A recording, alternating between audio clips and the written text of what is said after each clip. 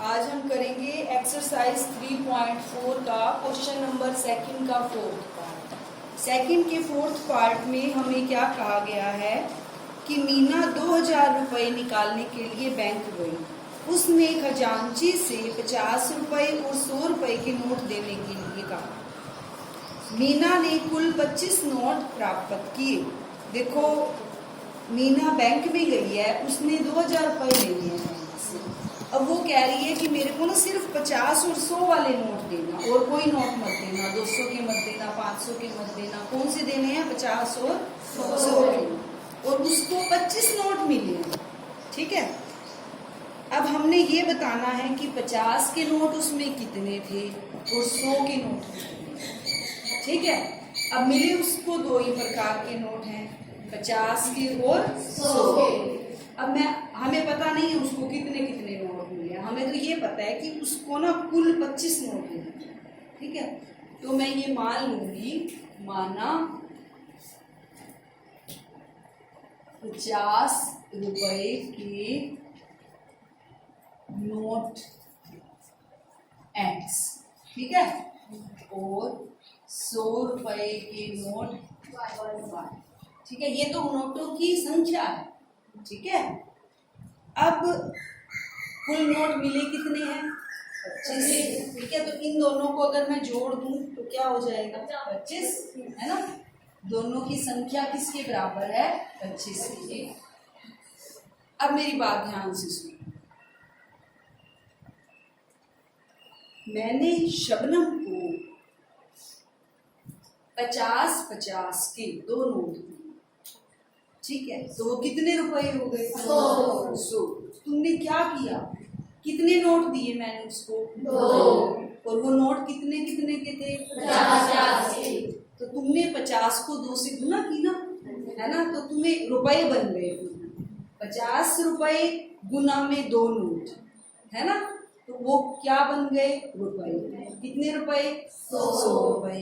यानी कि अगर मैं जितने भी रुपए हैं मेरे पास, उन्हीं की संख्या से गुना करूँ, है ना।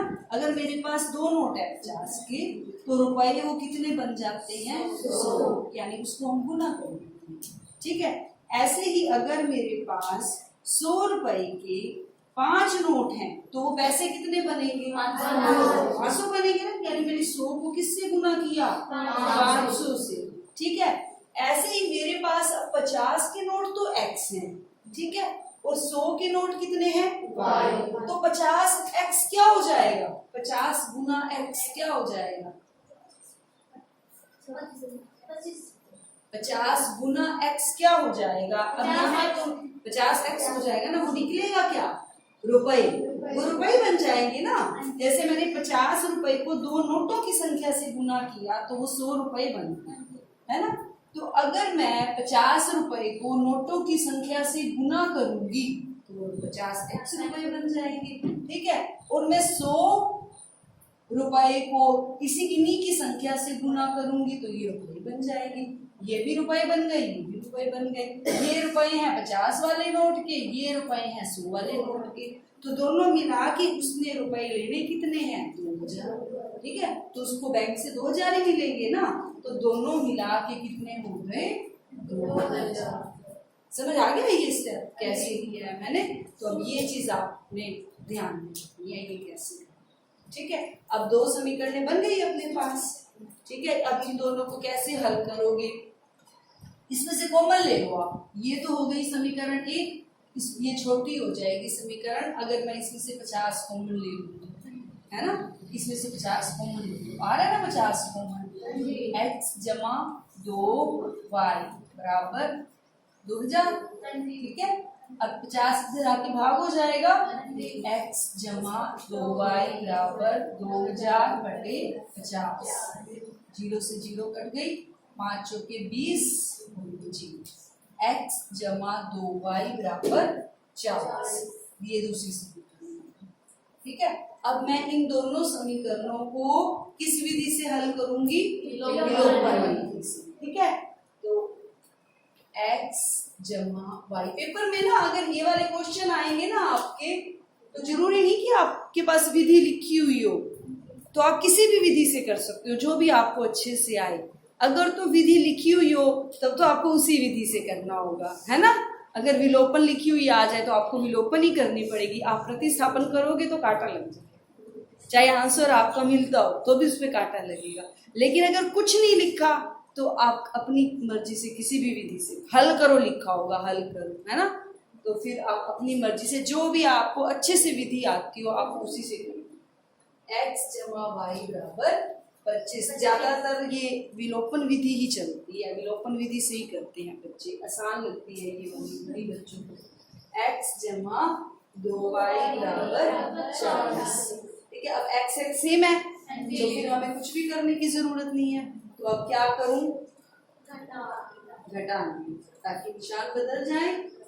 माइनस माइनस माइनस, सारे प्लस के है ना नीचे, x से x कर दो, यहाँ एक माना जाएगा, प्लस माइनस माइनस, ठीक है, प्लस माइनस माइनस के, है ना, माइनस माइनस कर दिया, y क्या आ गया 15। यानी y क्या था 100 के नोट, यानी 100 के नोट उसको कितने मिले हैं 15। लास्ट में हम बना के भी देखेंगे हमारे पास 2000 बनते हैं कि नहीं बनते। ठीक है, 100 के नोट तो मिल गए उसको 15। अब मैं y का मान किसी भी समीकरण में रख दो, हमारे पास x का मान आएगा। क्या लिखोगे, y का मान समीकरण 1 में रखने पर x प्लस 15 बराबर 25। x कितना आ जाएगा 25 माइनस 15, कितना आ गया 10। अब उसको 50 के नोट कितने मिले हैं 10, यानी कितने रुपए हो गए 50 गुना 10। ठीक है, और उसको 100 के कितने नोट मिले हैं 15, यानी 100 गुना 15। 50 को 10 से करोगे तो 500, 100 को 15 से करोगे तो 1500। 1500 प्लस 500 हो गए अपने पास 2000 पूरे। ठीक है, कम तो नहीं रहे, ठीक है। तो ये उतार लो, ये वाला एक ये ना, ये नहीं करना, फेयर में नहीं करना, ये आपने, ये मैंने रफ में चेक करके देखा है। ठीक है, आप चेक करके देख सकते। 5th पार्ट है, किराए पर पुस्तकें देने वाले किसी पुस्तकालय का प्रथम 3 दिनों का एक नियत किराया है। नियत किराया का मतलब निश्चित किराया। जैसे आपने पुस्तकालय से कोई बुक ली, ठीक है, तो वो आपको ये कहेंगे कि अगर आप इस बुक को 3 दिन रखते हो तो आपके 10 रुपए लगेंगे। ठीक है, तो ये फिक्स है उनका 3 दिनों का।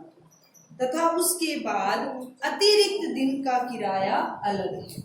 जैसे समझ लो तुमने रख ली 4 दिन, तो 3 दिन का तो वो 10 रुपए लेंगे। उसके बाद किराया उन्होंने तय किया हुआ है कि उसके बाद 1 दिन का किराया इतना और लेंगे।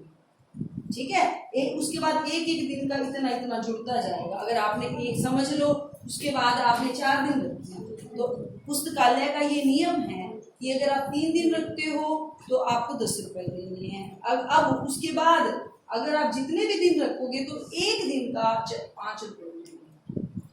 ठीक है, या 2 रुपए लगेगा, मान लो 2 रुपए लगा, तो फिर 10 जमा 2 हो गया ना, कितने हो गए 15। ठीक है, अगर आपने 5 दिन रखी है तो कितना हो जाएगा 10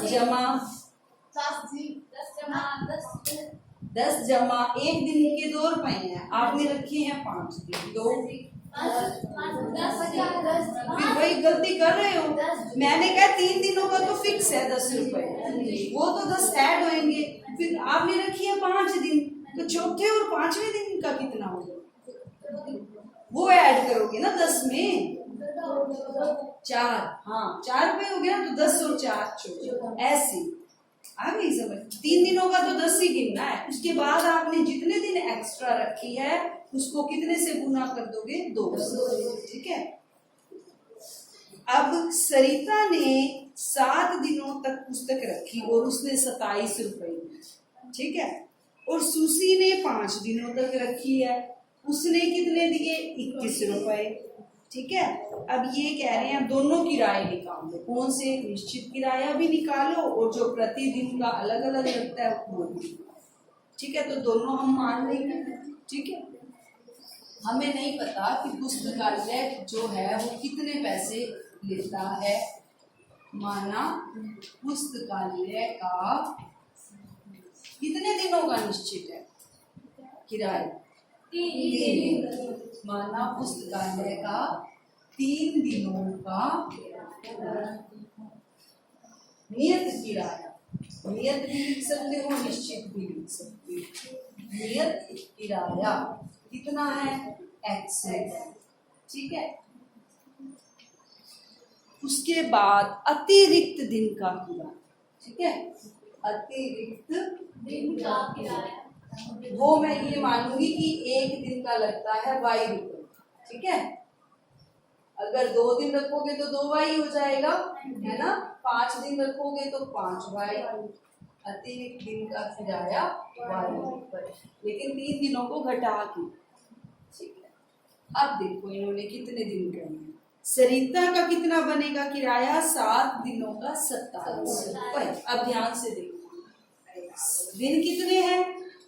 7। इसमें से पहले 3 दिन का तो है x किराया, बाकी कितने दिन बच गए? 4। 3 और 4 7 हो गए ना। 3 दिनों का किराया तो उसका x रुपये लगेगा। 4 दिनों का कितना लगेगा किराया? 1 दिन का है y किराया, उसने रखी है 4, ठीक है। 1 दिन का किराया y, दूसरे दिन का y, तीसरे दिन का y, चौथे दिन का y। कितने y? ठीक है, जैसे भाई गुना कर दो, x जमा 4y। वो कितना है? कितना दिया उसने? 27। ठीक है, तो आपकी ये इक्वेशन क्या बन गई? x जमा 4y बराबर 27। ठीक है, बन गई। आ गया, समझिए। अब अगले में अच्छे से समझ लो। ये तो है सरिता वाली समीकरण। अब सुसी ने कितने दिन के लिए ली है बुक? 5 दिन के लिए, ठीक है। और उसने कितने रुपए दिए हैं? 20। देखो, अब उसने 5 दिन लिए बुक को, तो 3 दिन का किराया x, बाकी कितने दिन बचे? 2। ठीक है, 2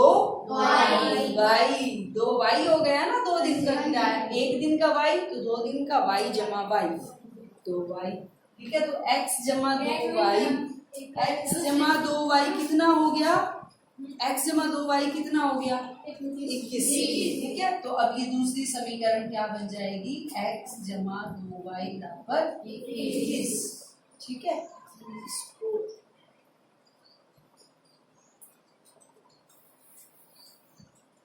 अब इन दोनों समीकरणों को किससे हल करेंगे? ये समीकरण समझ आ गई ना अच्छे से? ठीक है, अब लगाओ विलोपन। क्या करेंगे? घटाने पर, क्योंकि बराबर करने की जरूरत नहीं है, बराबर तो है। ठीक है, ठीक है ना। माइनस होंगे सारे प्लस के। 4 में से 2 गए, 27 में से 21 गए, y क्या आ जाएगा? 6/2 3 रुपए हो गए, है ना। y 3 आ गया। अब y का मान किस में रखो? पहली समीकरण में, x जमा 4, y का मान 3 है ना, बराबर 27। x जमा 12 बराबर 27, x बराबर 27 माइनस 12 कितना हो गया? यानी नियत किराया कितना है? 15। क्या लिखोगे? पुस्तकालय का नियत किराया वो कितना है? 15 रुपए। और अतिरिक्त दिन का किराया, अतिरिक्त दिन का किराया चेक कैसे करोगे? अब इसको अतिरिक्त दिन का किराया 3 रुपए। अगर आपको लगे कि मेरा आंसर मैं चेक करूं तो कैसे चेक करोगे? देखो, मेरे 7 दिन का किराया कितना लगे? 27। ठीक है, पहले 3 दिन का किराया 15 बन गया नियत किराया। पहले 3 दिन का 15, बाकी कितने बचे? 4 दिन। इसमें से 3 रुपए है, 1 दिन का 3 रुपए, तो 4 दिनों का 4 गुना 3, 15 जमा 12 आ गया 27 के बराबर। ठीक है, सुसी का कितना लगा था? 21 रुपए। कितने दिन का लगा था? 5 दिन का। पहले 3 दिन का किराया 15, बाकी दिन कितने बचे? 2 दिनों का किराया 3 2 3 6 है ना, 15 जमा 6 21 रुपए आ गया। तो यही कहा है ना उन्होंने, तो इसको आप ऐसे चेक कर सकते हो रफली कि मेरा आंसर ठीक है या नहीं। ठीक है, ये उदाहरण।